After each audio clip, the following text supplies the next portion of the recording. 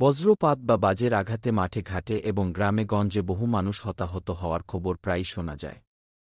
বজ্রপাত বা বাজ আসলে কি এবং কেনই বা ঘটে? আজ এই সম্পর্কে আপনাদেরকে বিস্তারিত জানানোর চেষ্টা করব। চলুন প্রথমে জেনে নেই বজ্রপাত বা বাজ কি।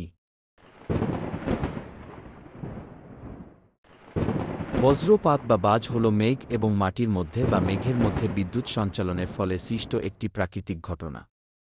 এটি একটি উজ্জ্বল আলোর ঝলক, যা একটি শক্তিশালী শব্দসহ সংগঠিত হয়। বজ্রপাতের সময় বাতাসের মধ্য দিয়ে বিশাল পরিমাণে বিদ্যুতের স্রাব হয়ে থাকে। বজ্রপাতের জন্য দায়ী তিনটি প্রধান কারণ রয়েছে। এইগুলো হল: ১. মেঘের মধ্যে বিদ্যুতের সঞ্চালন। মেঘে জমা হওয়া ঋণাত্মক ও ধনাত্মক চার্জের মধ্যে তীব্র বিভব পার্থক্যের কারণে বিদ্যুৎ সঞ্চালিত হয় এবং বজ্রপাত সংগঠিত হয়। ২. মেঘ এবং মাটির মধ্যে বিদ্যুৎ সঞ্চালন। মেঘের নিচের দিকে ঋণাত্মক চার্জ এবং মাটির উপরের দিকে ধনাত্মক চার্জের মধ্যে আকর্ষণ সৃষ্টি হয়, যা বজ্রপাতের কারণ হতে পারে। ৩. মেঘ থেকে মেঘে বিদ্যুৎ সঞ্চালন। দুটি মেঘের মধ্যে চার্জের পার্থক্য থাকলে তাদের মধ্যে বিদ্যুৎ সঞ্চালিত হয় এবং বজ্রপাতের সৃষ্টি হয়।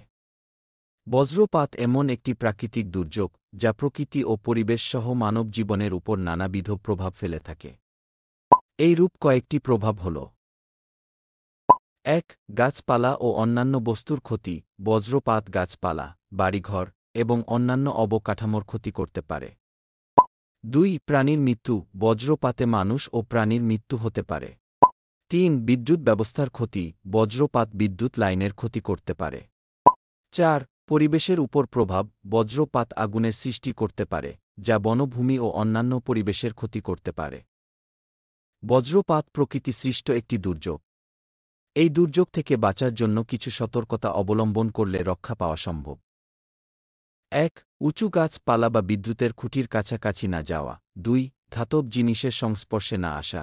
৩. বজ্রপাতের সময় ফোন বা অন্যান্য ইলেকট্রনিক ডিভাইস ব্যবহার না করা। ৪. বজ্রপাতের সময় বৃষ্টির পানিতে না যাওয়া।